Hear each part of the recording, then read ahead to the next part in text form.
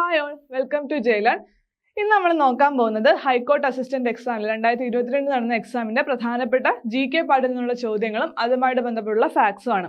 So ഈ ഒരു question paper analyse ചെയ്യുന്നതിലൂടെ നമുക്ക് പ്രധാനമായിട്ടും ഇനി ചോദിക്കാൻ സാധ്യതയുള്ള ക്വസ്റ്റ്യൻസ് ഏതൊക്കെയാണ്, ഏതൊക്കെ രീതിയിലാണ് ഹൈക്കോർട്ട് അസിസ്റ്റന്റ് ക്വസ്റ്റ്യൻസ് വരുന്നത് എന്നൊക്കെ ഒന്ന് മനസ്സിലാക്കാം. സോ ക്ലാസ്സിലേക്ക് കടക്കാം. ചോദ്യങ്ങൾ എന്തൊക്കെയാണെന്ന് നമുക്ക് നോക്കാം. സോ ആദ്യത്തെ ക്വസ്റ്റ്യൻ ഇതാണ്. ഫസ്റ്റ് ഈ court in India was opened at the high court of. So എവിടെയാണ് ആദ്യത്തെ ഈ കോർട്ട് സ്റ്റാർട്ട് ചെയ്തതെന്നാണ് ചോദിച്ചിരിക്കുന്നത്. സോ നമ്മൾ ഓർത്തിരിക്കേണ്ട പ്രധാനപ്പെട്ട ഒരു കാര്യമുണ്ട്. ഇവിടെ ചോദ്യങ്ങളെല്ലാം ഇംഗ്ലീഷിലാണ് വരുന്നത്. നമ്മുടെ ഹൈക്കോർട്ട് ഓഫീസ് അറ്റൻഡന്റ് എക്സാം പോലെ ഇംഗ്ലീഷിലും മലയാളത്തിലും ചോദ്യങ്ങൾ ഉണ്ടാവില്ല, ഇംഗ്ലീഷിലായിരിക്കും ചോദ്യങ്ങൾ വരുന്നത്. സോ ഈ ഒരു ക്വസ്റ്റ്യന്റെ ഓപ്ഷൻസ് നോക്കാം. ഹൈദരാബാദ്, ഡൽഹി, മുംബൈ, ബാംഗ്ലൂർ. ഓക്കെ, സോ ഇതിൽ ഏതാണ് ഈ കോർട്ട്, ഇന്ത്യയിലെ ആദ്യത്തെ ഈ കോർട്ട് ഓപ്പൺ ആയിട്ടുള്ളത്? സോ ഇവിടെ ആൻസർ വരുന്നത് ഓപ്ഷൻ എ ആണ്, ഹൈദരാബാദ് ആണ്. ഓക്കെ, സോ നമുക്ക് നോക്കാം. ഫസ്റ്റ് ഈ court in India was launched on, എന്നാണ് ഇത് വന്നത്? ഡിസംബർ 17, 2015. ഓക്കെ, ഡിസംബർ 17, 2015 ആണ് ആദ്യത്തെ ഈ കോർട്ട് സ്റ്റാർട്ട് ചെയ്തത്. ഇത് ഹൈദരാബാദിലെ ഹൈക്കോർട്ടിലാണ് ആരംഭിച്ചത്. which served the common high court for the states of Telangana and Andhra Pradesh at that time. So ആ സമയത്ത് തെലങ്കാന ആന്ധ്രാപ്രദേശ് രണ്ടിനും കോമൺ ആയിട്ടുള്ള ഹൈക്കോർട്ട് ആയിരുന്നു ഹൈദരാബാദ്. സോ അവിടെയാണ് ആദ്യത്തെ ഈ കോർട്ട് സ്റ്റാർട്ട് ചെയ്തത്. ഡിസംബറിലായിരുന്നു, ഡിസംബർ 17, 2015 എന്ന് ഓർത്ത് വെക്കാം. The E-Court initiative was part of Indian government's Digital India program and aimed to make the justice delivery system more accessible, transparent and efficient by digitizing court records and proceedings. Okay, so ഈ ഒരു initiative, നമ്മുടെ E-Court initiative start ചെയ്തത് India ഗവൺമെന്റിന്റെ digital India പ്രോഗ്രാമിന്റെ കീഴിലായിരുന്നു. So ഒരു transparency, accessibility എല്ലാം കൂട്ടാനായിട്ടുള്ളൊരു initiative ആയിരുന്നു. സോ ഇതുമായിട്ട് ബന്ധപ്പെട്ട് ഈ രീതിയിൽ ചോദിക്കാൻ സാധ്യതയുള്ള മറ്റു ക്വസ്റ്റ്യൻസ് നമുക്ക് നോക്കാം. The first virtual court in India was launched in Delhi. So എവിടെയാണ് ആദ്യത്തെ വിർച്വൽ കോർട്ട് ലോഞ്ച് ചെയ്തെന്ന രീതിയിൽ നമുക്ക് ചോദ്യം പ്രതീക്ഷിക്കാവുന്നതാണ്. സോ അത് ഓർത്ത് വെക്കുക, അത് ഡൽഹിയിലാണ്. ഈ കോർട്ട് പോലെ തന്നെ ഇമ്പോർട്ടന്റ് ആണ് virtual court. First virtual court start ചെയ്തത് ഡൽഹിയിലാണ്. Indian city that launch the first filing system for courts ആണ് ഡൽഹിയിലെ. ഓക്കെ, സോ മറ്റൊരു കാര്യമാണ് ഫയലിംഗ് സിസ്റ്റംസ്. ആദ്യത്തെ ഫയലിംഗ് സിസ്റ്റം സ്റ്റാർട്ട് ചെയ്തത് ഏത് കോർട്ടിലാണ്? ഡൽഹി കോർട്ടിൽ തന്നെയാണ്. സോ വിർച്വൽ കോർട്ട്, ഫയലിംഗ് സിസ്റ്റം, ഇതെല്ലാം ഡൽഹി ഹൈക്കോർട്ടിലാണ് സ്റ്റാർട്ട് ചെയ്യുന്നത് ഓർത്ത് വെക്കാം. First pilot hybrid court equipped with a speech to text facility എവിടെയാണ്? അതും ഡൽഹിയിലാണ്. Okay, so pilot hybrid court എന്താണ്? സ്പീച്ച് ടു ടെക്സ്റ്റ് ഫെസിലിറ്റി ഉള്ള first pilot hybrid court start ചെയ്തത് എവിടെയാണ്? ഡൽഹിയിലാണ്. Okay, Acting Chief Justice of Delhi High Court, Justice Manmohan, inaugurated the first AI-equipped pilot hybrid courtroom at Tis Hazari Court. Tis Hazari Court-ലാണ് ആദ്യത്തെ pilot hybrid court inaugurate ചെയ്തത്. Okay, AI-equipped, artificial intelligence equipped ആയിട്ടുള്ള pilot hybrid court start ചെയ്തത് ഡൽഹിയിലാണ്, ടിസ് ഹസാരി കോർട്ടിലാണെന്ന് ഓർത്തു വെക്കാം. So ഇത് recent ആയിട്ട് നടന്നതാണ്. ഓക്കെ, സോ അതുകൊണ്ട് തന്നെ ചോദ്യമായിട്ട് വരാൻ സാധ്യതയുള്ളതാണ്. ഈ കോർട്ട് ചോദിക്കുന്ന പോലെ തന്നെ വിർച്വൽ കോർട്ട്, ഫയലിംഗ് സിസ്റ്റം, ആദ്യത്തെ പൈലറ്റ് ഹൈബ്രിഡ് കോർട്ട്, ഇതൊക്കെ ചോദ്യമായിട്ട് നമുക്ക് പ്രതീക്ഷിക്കാം. In 2020, the Supreme Court of India conduct its first ever virtual hearing. Okay, ആദ്യത്തെ വിർച്വൽ ഹിയറിംഗ് എന്നായിരുന്നു നടന്നത് കോവിഡ് ടൈമിലായിരുന്നു, 2020. ഓക്കെ, സുപ്രീം കോർട്ട് ആദ്യത്തെ first ever virtual hearing start ചെയ്തത്. ഇപ്പൊ കറന്റ് എത്ര വിർച്വൽ കോർട്സ് ആണ് ഇന്ത്യയിലുള്ളത്? 21 കോർട്സ് ആയിട്ട് 28 വിർച്വൽ കോർട്സ് ആണ് ഇന്ത്യയിലുള്ളത്. 21 സ്റ്റേറ്റ്സ്, യൂണിയൻ ടെറിട്ടറീസ് എല്ലാം കൂടി ഉൾപ്പെടുത്തി 28 വിർച്വൽ കോർട്സ് ആണ് ഇപ്പൊ കറന്റ് ഇന്ത്യയിലുള്ളത്. സോ ഈ ഫാക്ട്സ് കൂടി ഒന്ന് കണക്റ്റഡ് ആയിട്ട് ഓർത്ത് വെക്കുക, ഈ ക്വസ്റ്റ്യൻസ് വരാൻ സാധ്യതയുണ്ട്. സോ ആ ഒരു രീതിയിൽ നമുക്ക് കണക്റ്റഡ് ആയിട്ടുള്ള കുറച്ച് ഫാക്ട്സ് നോക്കി പോവാം. ഓക്കെ, അടുത്ത ചോദ്യം. സോ ഈ എക്സാമിന് ചോദിച്ച രണ്ടാമത്തെ ചോദ്യമാണിത്. The selection committee that select Lokpal in India consist of. So നമ്മൾ പൊളിറ്റിയിലുള്ള പ്രധാനപ്പെട്ട ഓർഗനൈസേഷൻസ് അല്ലെങ്കിൽ ഇൻസ്റ്റിറ്റ്യൂഷൻസ് എല്ലാം പഠിച്ചു വെക്കുക. ലോക്പാൽ, ലോകായുക്ത, അതുപോലെ കമ്മീഷൻസ് എല്ലാം ഇമ്പോർട്ടന്റ് ആണ്. ഓക്കെ, ഇന്ത്യൻ പൊളിറ്റി വരുന്ന ടോപ്പിക്സ് എല്ലാം തന്നെ നമുക്ക് ചോദ്യമായിട്ട് പ്രതീക്ഷിക്കാം. ഹൈക്കോർട്സിനെ കുറിച്ച് പഠിച്ചു വെക്കണം, സുപ്രീം കോർട്സിനെ കുറിച്ച് പഠിച്ചു വെക്കാം. അതുപോലെ പ്രധാനപ്പെട്ട selection committee, CAG, Lokpal, solicitor general, അങ്ങനെയുള്ള പോസ്റ്റുകളിലുള്ള സെലക്ഷൻ എങ്ങനെയാണ്, എന്തൊക്കെയാണ് പഠിക്കാനുള്ളത്, ആ കാര്യങ്ങളൊക്കെ ഒന്ന് കണക്ട് ചെയ്ത് ഓർത്ത് വെക്കുക. ഓക്കെ, സോ ഇവിടെ ചോദിച്ചിരിക്കുന്നത് എന്താണ്? Selection committee that select Lokpal in India consist of. Lokpal selection കമ്മിറ്റിയിലുള്ള മെമ്പേഴ്സ് ആരൊക്കെയെന്നാണ് ഇൻഡയറക്ട്ലി ചോദിച്ചിരിക്കുന്നത്. സോ ആരൊക്കെയാണ്? സോ ഇവിടെ നമുക്ക് 6 പേര് തന്നിട്ടുണ്ട്. എന്തൊക്കെയാണ്? President, prime minister, speaker of Lok Sabha, chairman of Rajya Sabha, leader of opposition in Lok Sabha, chief justice of India. ഇതിൽ ആരൊക്കെയാണ് ലോക്പാലിന്റെ സെലക്ഷൻ കമ്മിറ്റിയിലുള്ളത് നമുക്ക് നോക്കാം. ഓക്കെ, സോ ഇവിടെ selection committee responsible for appointing the Lokpal in India includes following members. ആരൊക്കെയാണ്? Prime minister. സോ ഈ ഒരു കമ്മിറ്റിയുടെ ചെയർപേഴ്സൺ ആയിട്ടുള്ളത് പ്രൈം മിനിസ്റ്റർ ആണ്. പ്രൈം മിനിസ്റ്റർ ഉൾപ്പെടുന്നുണ്ട്. പിന്നെ ആരാണ്? Lok Sabha speaker, opposition leader of Lok Sabha, chief justice of India or a judge of supreme court nominated by the chief justice. Okay, either chief justice of India, okay, supreme court chief justice, അല്ലെങ്കിൽ judge of supreme court nominated by the chief justice. Chief justice nominate ചെയ്യുന്ന supreme കോർട്ടിലെ ഏതെങ്കിലും ഒരു judge. ഇത്രയും പേരാണ് ഈ ഒരു കമ്മിറ്റിയിൽ ഉള്ളത്. സോ നമ്മുടെ ഓപ്ഷൻസ് നോക്കുകയാണെങ്കിൽ ഇവിടെ എക്സ്ട്രാ വരുന്നവരാണ് പ്രസിഡന്റ് ഈ കമ്മിറ്റിയിൽ ഇല്ല. ഓക്കെ, പ്രസിഡന്റ് ഇല്ല. അതുപോലെ തന്നെ ചെയർമാൻ ഓഫ് രാജ്യസഭ ഇല്ല. ഓക്കെ, സോ ഇവിടെ ആൻസർ വരുന്നത് എന്താണ്? 2, 3, 5 and 6 ആണ് വരുന്നത്. ഓക്കെ, ഓപ്ഷൻ ബി ആണ് ഇവിടെ ആൻസർ വരുന്നത്. പ്രസിഡന്റ് അതുപോലെ തന്നെ രാജ്യസഭ ചെയർമാൻ ഒന്നും ലോക്പാൽ സെലക്ഷൻ കമ്മിറ്റിയിൽ ഉണ്ടാവില്ല. പ്രൈം മിനിസ്റ്റർ അതുപോലെ തന്നെ speaker of Lok Sabha, opposition leader of Lok Sabha, അതുപോലെ ചീഫ് ജസ്റ്റിസ് ഓഫ് ഇന്ത്യ അല്ലെങ്കിൽ CJI അല്ലെങ്കിൽ chief justice of India nominate ചെയ്യുന്ന ഒരു supreme court judge. Okay, so ഇത്രയും പേരാണ് ഈ ഒരു സെലക്ഷൻ കമ്മിറ്റിയിലുള്ളതെന്ന് ഓർത്തു വെക്കുക. Okay, the president and the chairman of Rajya Sabha, who is also the vice president of India. Vice president of India ആയിരിക്കും നമ്മുടെ രാജ്യസഭയുടെ ചെയർമാൻ. അത് നമുക്ക് അറിയാവുന്ന കാര്യമാണ് അല്ലേ? സോ ഇവര് രണ്ടുപേരും are not members of this selection committee. Therefore, options that include the president or the chairman of the Rajya Sabha are incorrect. ആ രണ്ടുപേരുടെ കാര്യങ്ങൾ പറയുന്ന ഓപ്ഷൻസ് ഇൻകറക്റ്റ് ആണ്. ഓക്കെ, സോ ഇവിടെ ആരൊക്കെയാണ്? പ്രൈം മിനിസ്റ്റർ ഉണ്ടാവും, ലോക്സഭ സ്പീക്കർ ഉണ്ടായിരിക്കും, ഒപ്പോസിഷൻ ലീഡർ ഓഫ് ലോക്സഭ, അതുപോലെ തന്നെ ചീഫ് ജസ്റ്റിസ് ഓഫ് ഇന്ത്യ അല്ലെങ്കിൽ അദ്ദേഹം നോമിനേറ്റ് ചെയ്യുന്ന സുപ്രീം കോടതിയിലെ ഏതെങ്കിലും ഒരു ജഡ്ജ്. ഇത്രയും പേരായിരിക്കും ലോക്പാലിന്റെ സെലക്ഷൻ കമ്മിറ്റിയിലുള്ളത്. ഓക്കെ, ഇനി ലോക്പാലുമായിട്ട് ബന്ധപ്പെട്ടുള്ള കുറച്ച് ഫാക്ട്സ് നമുക്ക് നോക്കാം.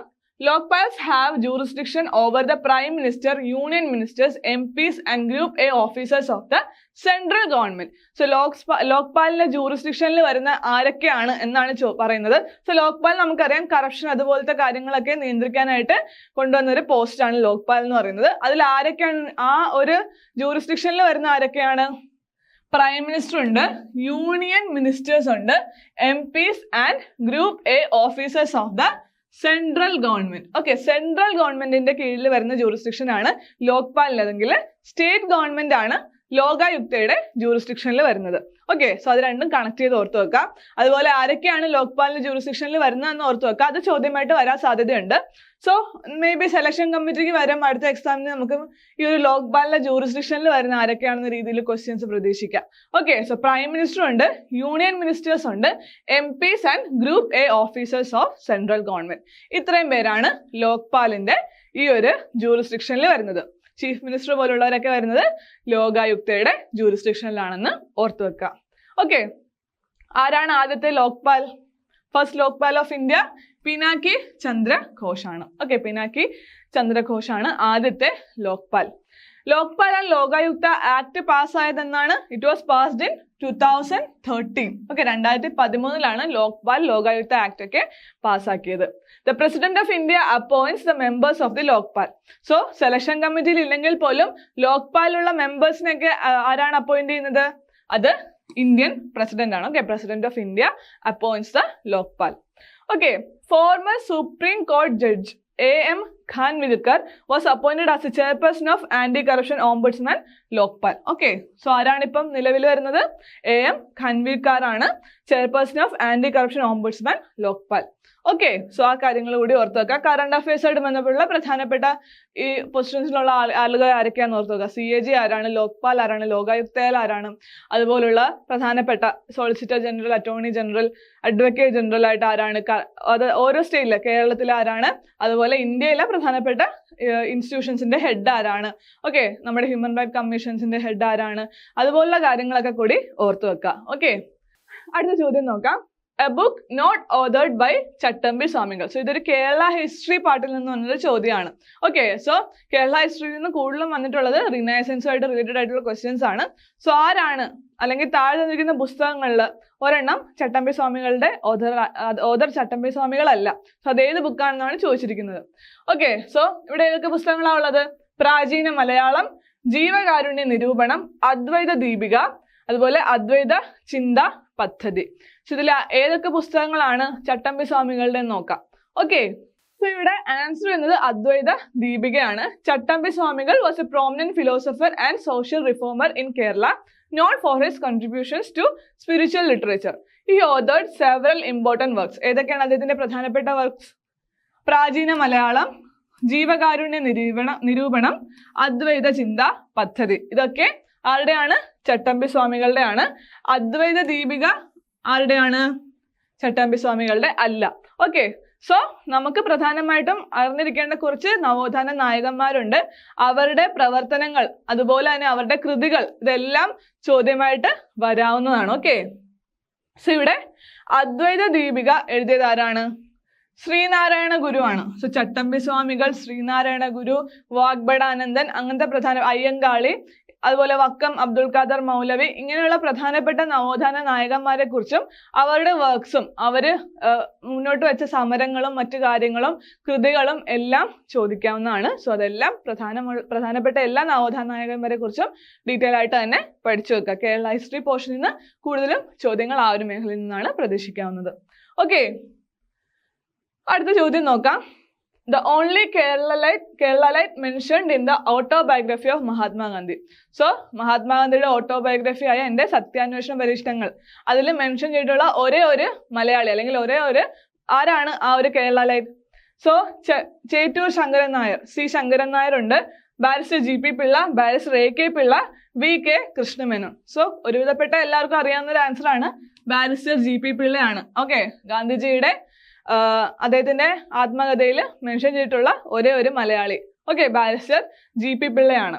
Okay, barrister G P Pillai is the only Kerala-lite mentioned in Mahatma Gandhi's autobiography, The Story of My Experiments with Truth. Okay, എന്റെ സത്യാന്വേഷണ പരീക്ഷണങ്ങൾ, ആ ഒരു ആത്മകഥയിൽ മെൻഷൻ ചെയ്തിട്ടുള്ള ഒരേ ഒരു മലയാളി ബാരിസ്റ്റർ ജി പി പിള്ളയാണ്. G. P. Pillai was an Indian lawyer and nationalist who played a significant role in Indian independence movement, particularly in advocating the rights of Indians in South Africa, where Gandhi also spent significant period.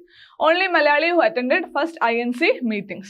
Okay, so അതേക്കുറിച്ച് ഏറ്റവും പ്രധാനമായിട്ട് പഠിച്ചു വെക്കേണ്ട ഒരു കാര്യമാണ് INC-യുടെ ആദ്യത്തെ meeting 1885 December 28. INC-യുടെ ആദ്യത്തെ സമ്മേളനം നടക്കുന്ന ദിവസം.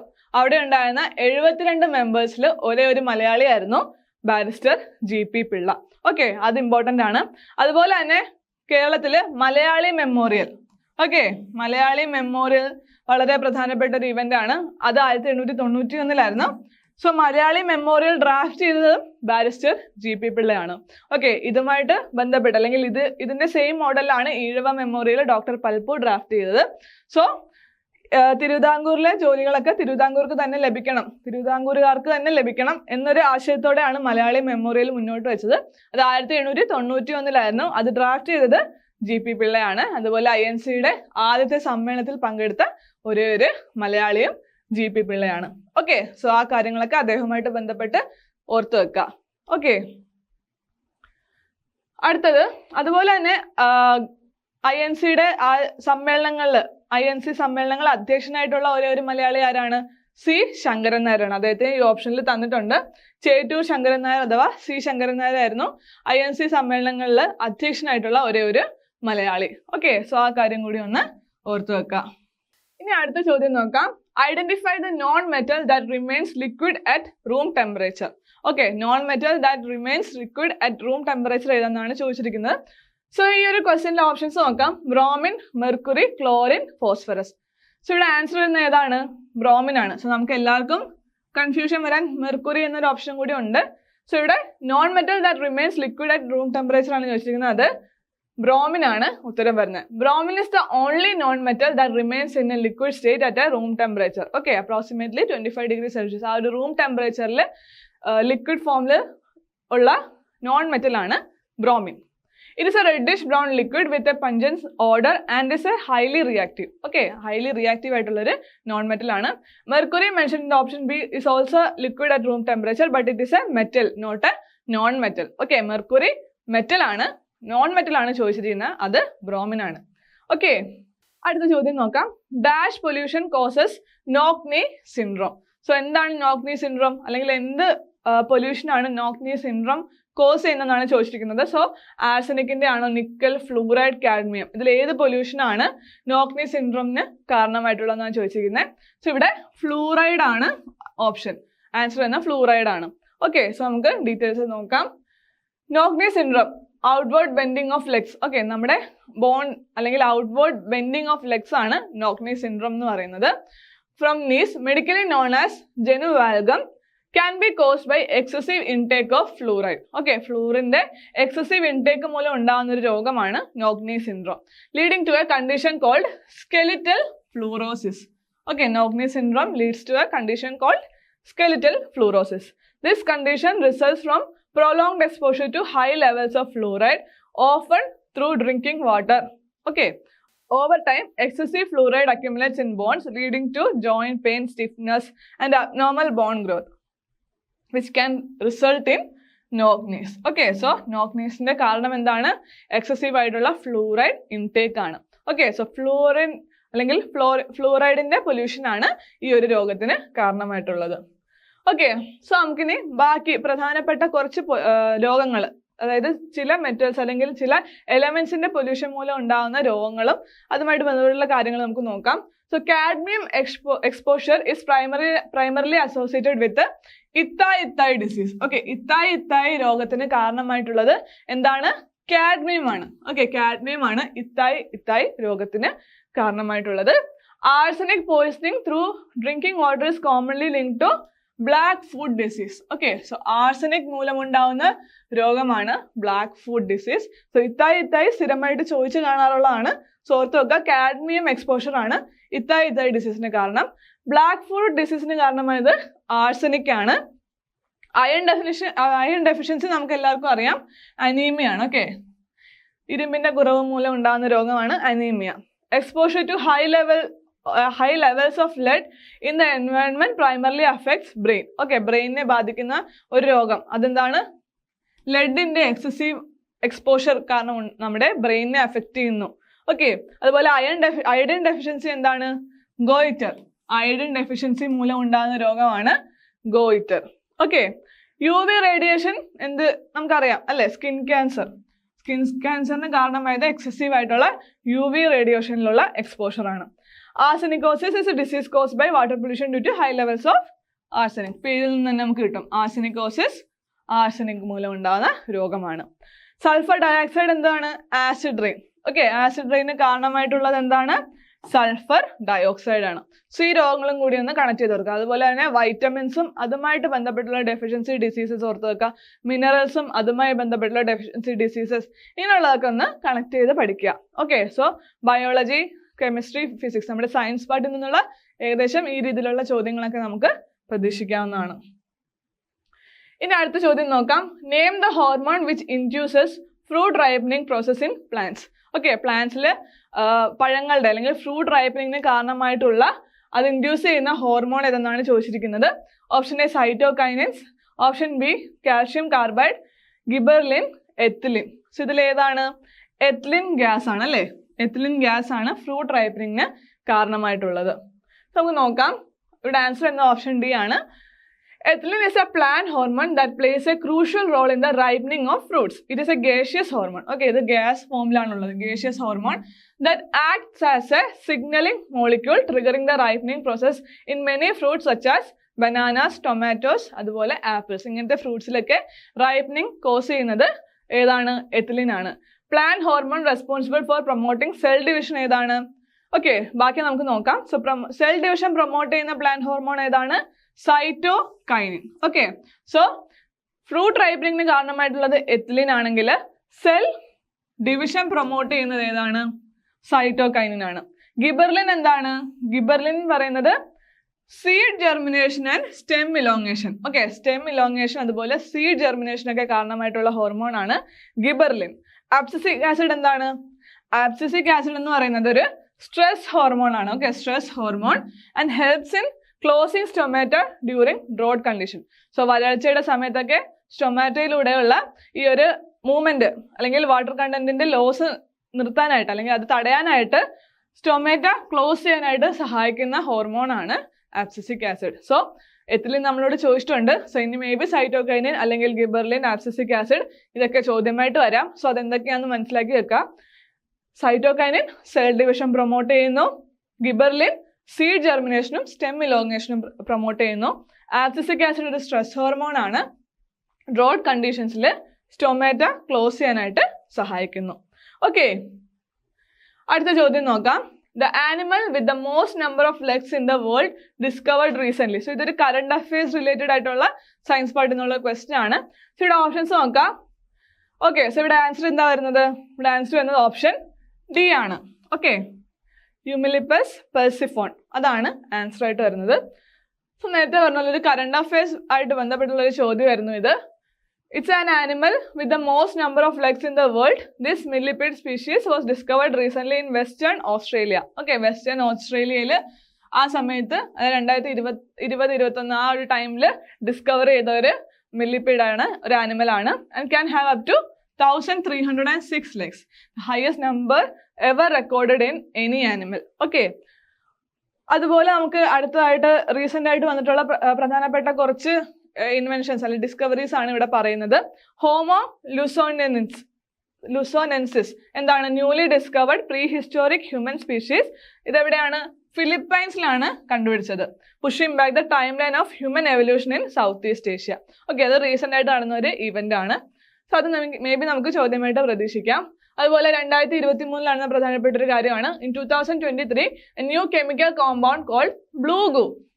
Okay, blue goo was discovered in Atlantic Ocean. So എവിടെയാണ് ഇത് ഡിസ്കവർ ചെയ്തെന്ന രീതിയിൽ ചോദ്യം വരാം. അറ്റ്ലാന്റിക് ഓഷ്യനിലാണ്. With potential application in medical science. Okay, medical സയൻസിൽ ഒരുപാട് പൊട്ടൻഷ്യൽ ആയിട്ടുള്ള ആപ്ലിക്കേഷൻസ് ഉള്ള ഒരു കോമ്പൗണ്ട് ആണ് ബ്ലൂ ഗൂ എന്ന് പറയുന്നത്. ഓക്കെ, അറ്റ്ലാന്റിക് ഓഷ്യനിലാണ് ഇത് കണ്ടുപിടിച്ചത്. അതുപോലെ astronomers discovered a new exoplanet. എന്താണ് എക്സോ പ്ലാനറ്റിന്റെ പേര്? COI 700e in the habitable zone of it star ഇൻ 2024. ഓക്കെ, സോ ഇതും ചോദിക്കാവുന്നതാണ്. In 2023, scientists discovered a new element that could potentially be added to the periodic table. Periodic table-ലേക്ക് add ചെയ്യാൻ പറ്റുന്ന ഒരു പുതിയ എലമെന്റ് കണ്ടുപിടിച്ചിട്ടുണ്ട്. ഇതിപ്പോൾ അറിയപ്പെടുന്നത് എലമെന്റ് 119 എന്നാണ്. ഓക്കെ, എലമെന്റ് 119 എന്നാണ് അറിയപ്പെടുന്നത്. ഓക്കെ, അതുപോലെ കേർബറ സാഹ്യാദ്രിക അതൊരു പുതിയ സ്പീഷീസ് ആണ്. Ant species in Kerala. കേരളത്തിലെ ഒരു ആൻ സ്പീഷീസ് ആണ്.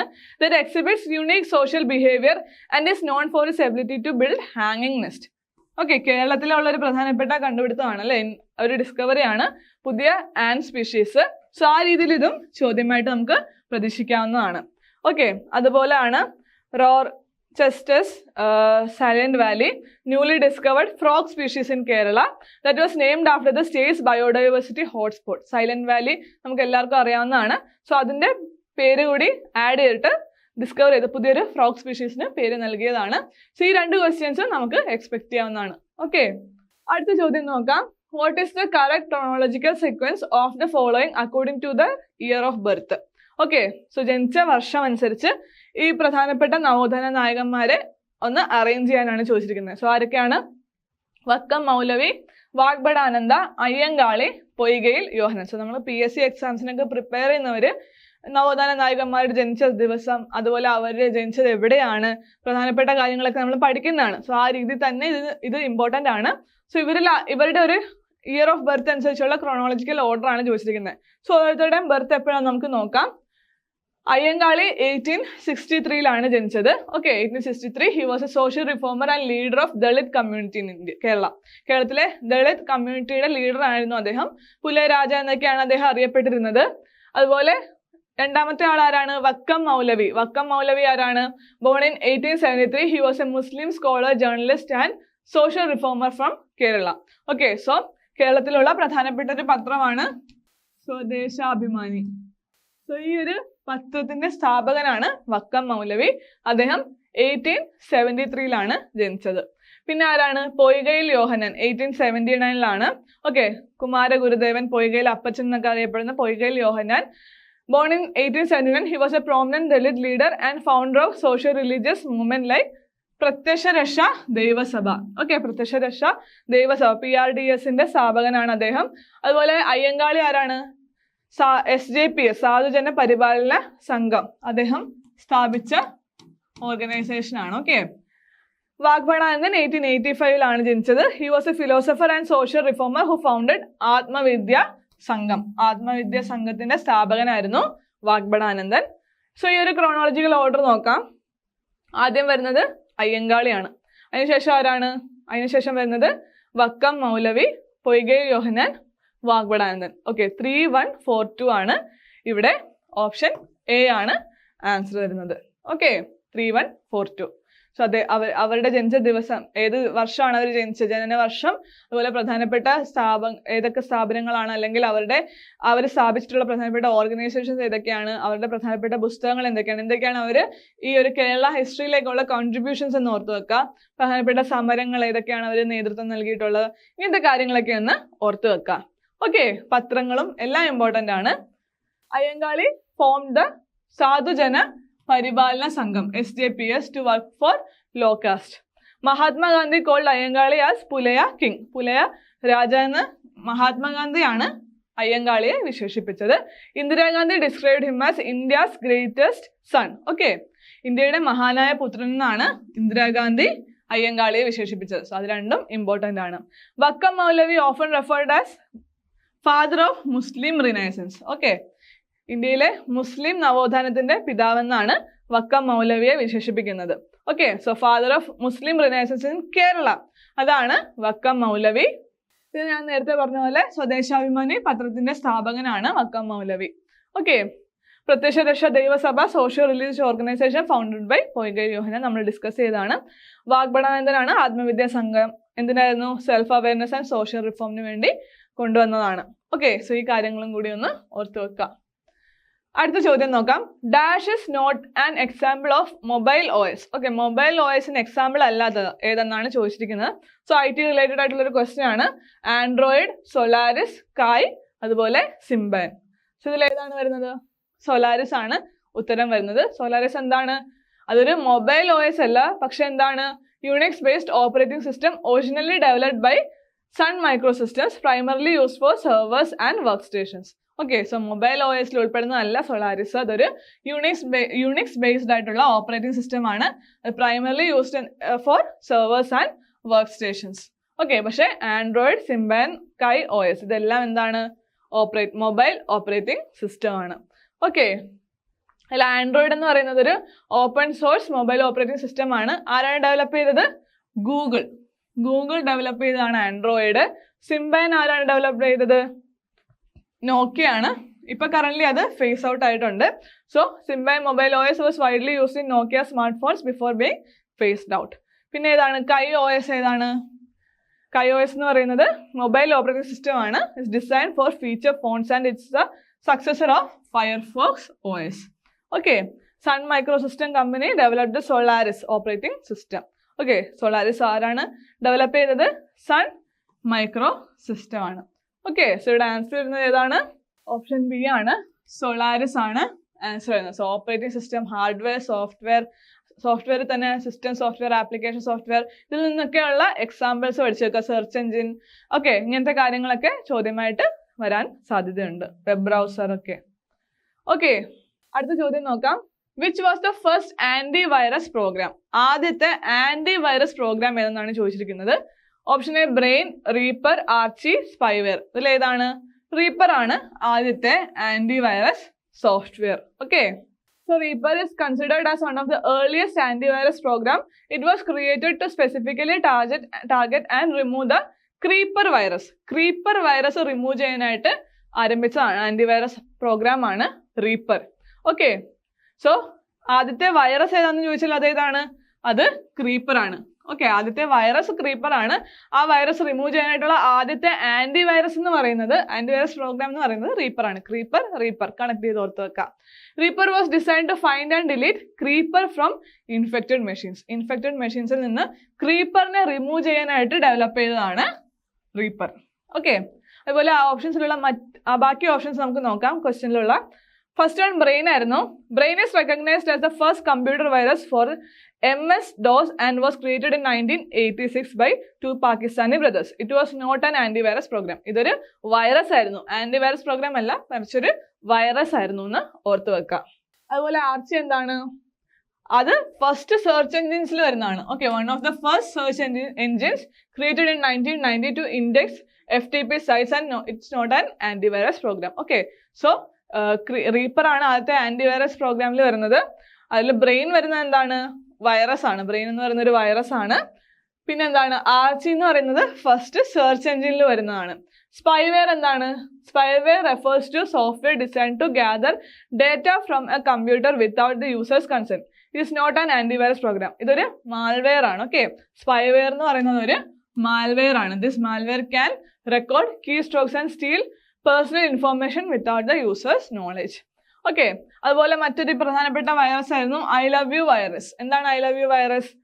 Cos wide spread damage by tricking users in to clicking on an email attachment with the subject line I love you. I love you എന്ന subject line വെച്ചിട്ടുള്ള email അറ്റാച്ച്മെന്റിലേക്ക് യൂസേഴ്സിനെ click ചെയ്ത് trick ചെയ്തൊരു virus ആണ് I love you virus. ഇത് 2000 വളരെ famous ആയിട്ടുള്ള ഒരു വൈറസ് ആയിരുന്നു. അതുപോലെ പ്രധാനപ്പെട്ട ഒരു മാൽവെയർ ആണ് ട്രോജൻ ഹോഴ്സസ്. എന്താണ് Trojan horse? Trojan horse is a type of malware pretends to be legitimate software but actually contains malicious code. Okay, so അതൊരു നോർമൽ ആയിട്ട് അല്ലെങ്കിൽ ലെജിറ്റിമേറ്റ് ആയിട്ടുള്ള സോഫ്റ്റ്വെയർ ആയിട്ട് ഫീൽ ചെയ്യും, പക്ഷെ അതിൽ മെലീഷ്യസ് ആയിട്ടുള്ള കോഡ്സ് ഉണ്ടായിരിക്കും. സോ സൈബർ, IT ആൻഡ് സൈബറിലോ ആയിട്ട് ബന്ധപ്പെട്ടുള്ള പ്രധാനപ്പെട്ട സോഫ്റ്റ്വെയർസ്, ഹാർഡ്വെയർസ് മാത്രമല്ല, സൈബർ ലോസ് പഠിക്കുക, സൈബർ ക്രൈംസ് പഠിക്കുക, ടൈപ്സ് ഓഫ് വൈറസസ്, അതുപോലെ മാൽവെയർസ്, ഇതുപോലത്തുള്ള മറ്റു കാര്യങ്ങളും കൂടി ഒന്ന് പഠിച്ചു വെക്കുക. അതൊക്കെ ചോദ്യമായിട്ട് വരാൻ സാധ്യതയുള്ളതാണ്. സോ ഇത്രയും ചോദ്യങ്ങളാണ് ഇന്നത്തെ ക്ലാസ് നമ്മൾ ഡിസ്കസ് ചെയ്യുന്നത്. സോ എല്ലാവർക്കും മനസ്സിലായെന്ന് വിശ്വസിക്കുന്നു. Thank you.